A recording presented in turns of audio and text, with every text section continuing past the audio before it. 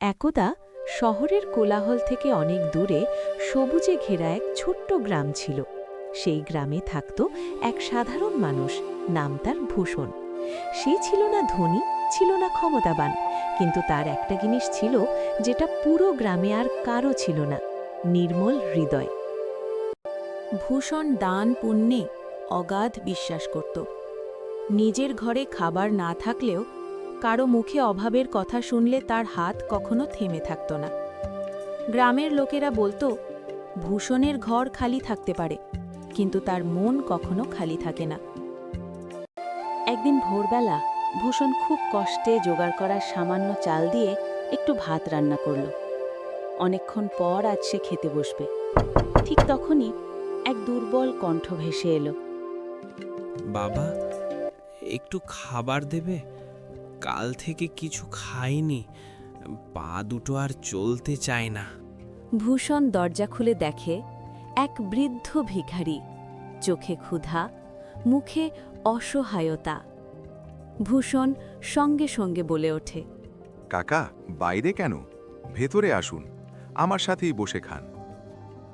না বাবা, তুমি খাও, আমি পরে কোথাও ভিক্ষা করে খেয়ে নেব।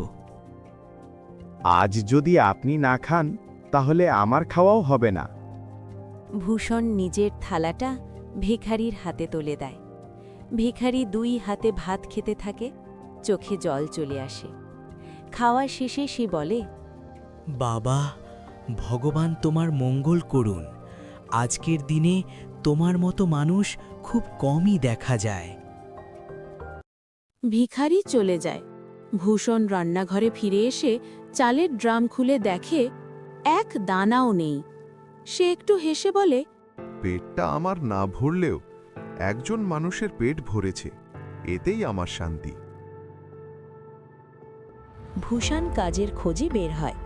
পথে গ্রামের মদনলাল তাকে দেখে মনে মনে ভাবে, এটা তো সুযোগ।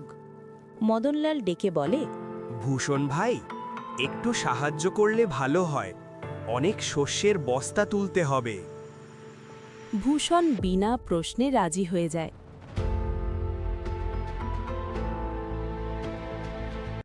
না খেয়ে ক্লান্ত শরীরে সে একের পর এক বস্তা টানতে থাকে।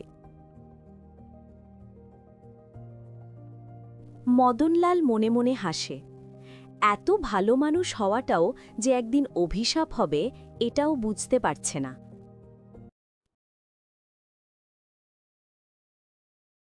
পরদিন সকালে চিৎকারে ঘুম ভাঙে ভূষণের। সে দেখে বীরজু তার স্ত্রী চামেলিকে মারছে। ভূষণ বাধা দেয়, বীরজু কথা শোনে না। ভূষণ বীরজুকে এক চড় মারে। গ্রামবাসীরা হাততালি দেয়। একজন নারী বলে, ভূষণ দাদা, আপনিই আমাদের পরের সরপঞ্চ হওয়া উচিত। গ্রামের মানুষ একসাথে সিদ্ধান্ত নেয়, ভূষণই হবে সরপঞ্চ। কিন্তু পুরনো সরপঞ্চ সজ্জন সিং এই কথা শুনে আগুন হয়ে যায়। সে ষড়যন্ত্র করে, রেশনে ভেজাল মেশায়, আর দোষ চাপায় ভূষণের উপর।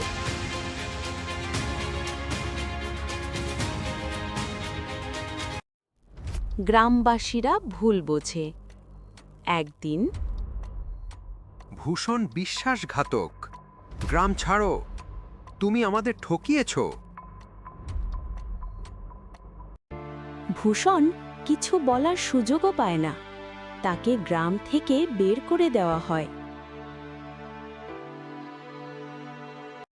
গাছের নিচে বসে ভূষণ কাঁদে, ভগবান, আমি কারুর ক্ষতি করিনি, তবু আজ আমি একা।